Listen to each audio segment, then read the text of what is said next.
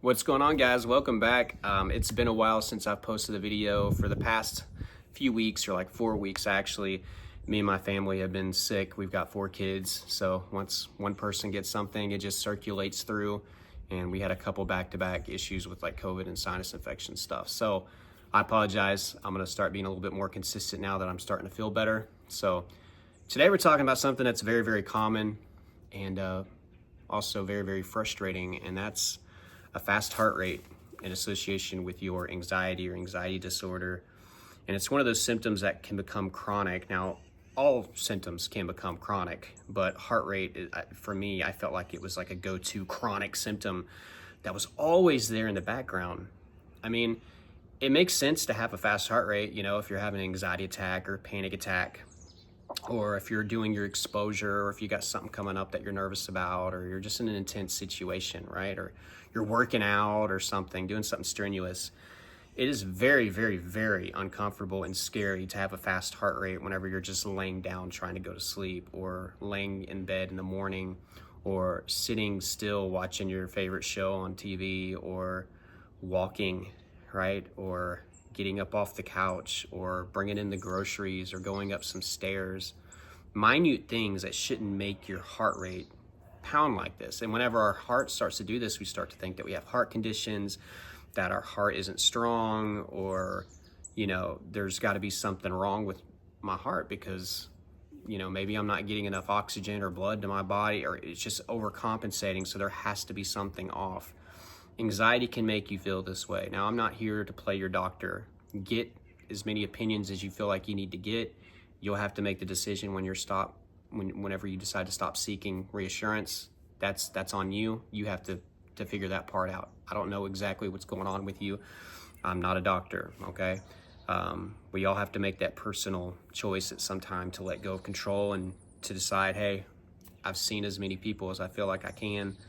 I've gone back and gotten, you know, a few rounds of testing done. I'm ready to move on from this and to let go of it. But I can't do that for you. But yeah, it's normal to have a fast heart rate even whenever you're not panicking. You know, this happens over time, usually from our focus. If you have anxiety and there's things in your life that you need to change, then your body and your mind knows that the fast heart rate is going to get your attention and get you to act. Just like if you have chest pains, or if you have maybe sinus headaches, or a lump in the throat, the globus hystericus, or lightheadedness, dizziness.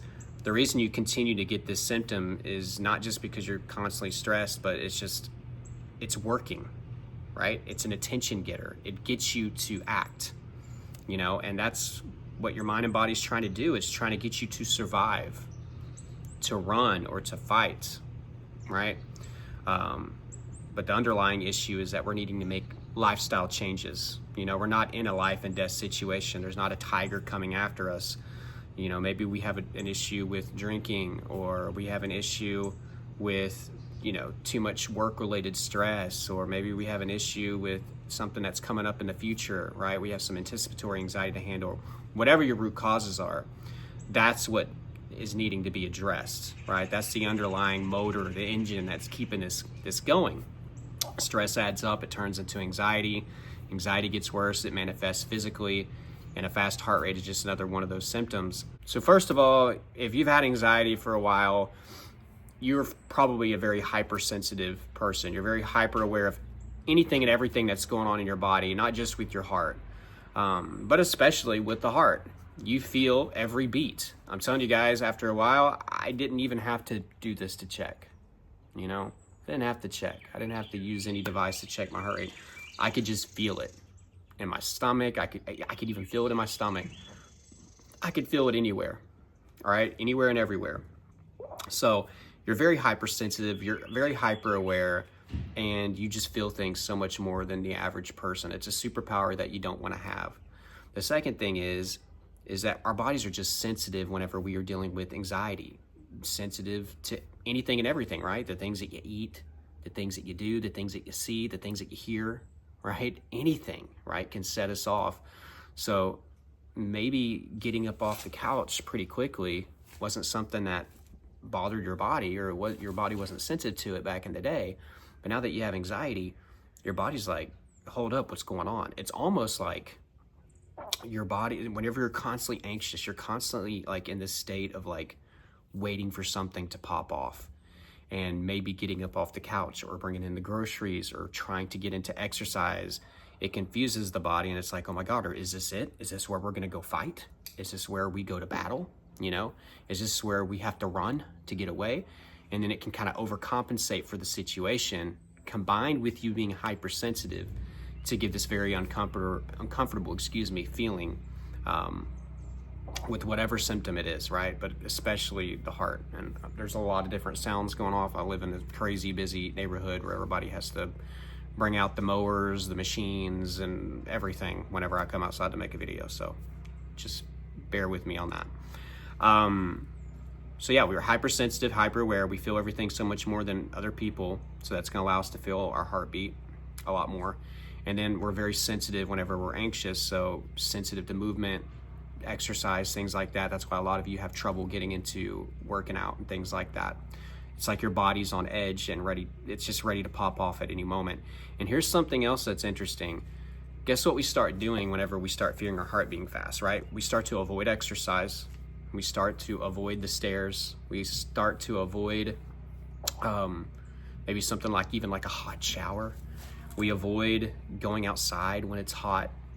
We avoid getting up off the couch fast. I remember literally slowing down my movements of getting up off the couch because I didn't want to feel those palpitations.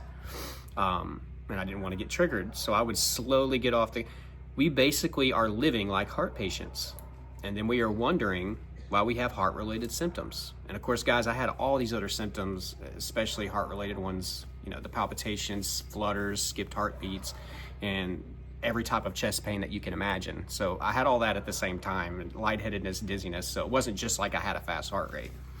But we start living like a heart patient. And this is something else that you guys start doing. In combination with that, you start to check your vitals. So we're becoming a lot more sedentary. So guess what? The more sedentary we become, the less shape we are in, right? If we're not ever exercising, we're not going to be in good cardio shape. So what do you think is going to happen whenever you have to jog briefly to catch up with somebody? Or what do you think is going to happen whenever you bring in groceries or go upstairs and you're avoiding exercise, right? You're going to feel more out of breath than somebody over here that works out all the time. Okay, that's just natural. That's going to happen. So we become more sedentary and we start to live like heart patients. And then that brings me to that thing, you know, the next thing, you're checking your heart rate all the time. Guys, you have got to stop checking if you want to get better. You have to show your subconscious that it's not really frustrating you, you know? Show that it's not something that you need to be fearful of or mindful of. You constantly checking with your watch or whatever you're doing, or even doing this, you're just making it the problem, right? You're sending a mixed signal to your subconscious. Some of you are trying to wake up in the morning and accept what the doctor told you, but you're living like a heart patient all day. You're getting up slow like this. You're constantly glued to your watch. And some of you are going to argue with me, and I've even had people on the phone that tell me, well, I feel good whenever I look at my heart rate and it's in the 70s. You're still a prisoner to checking it. You're not fully letting go of control. You're still relying on a watch to make you feel good. Your subconscious needs you on a conscious level to say that we are okay and that things are fine and that we're going to be all right. That's what it's looking for. That's what it needs anyways. Even if it ain't looking for it, it's actually looking for your watch. But what it needs is you stepping up to the plate and saying, hey, we ain't got to check today. We don't need to. We're healthy. I got these doctors and specialists that have told me that and have assured me that things are going to be fine and that we're going to make it out of this. We don't need to check. And guess what? Eventually, your subconscious will start to believe you and trust you. And guess what? If you work on all those root causes, if you're changing your lifestyle and you're starting to work out more, you're starting to, you're eating better, you're becoming more mindful, you're more present, you're practicing your gratitude and your overall negative thinking and catastrophizing problem. And those of you who can't talk today that have health anxiety, you're working on those issues, right? You become less sensitive over time and you stop feeling it as much. Like today, I don't feel my heart rate like I used to. Today, I don't notice it skyrocketing whenever I get up off of the couch or out of my seat. You know, I'm not super mindful of it whenever I'm working out, nor do I feel like I need to pay attention to it. I trust my body, right?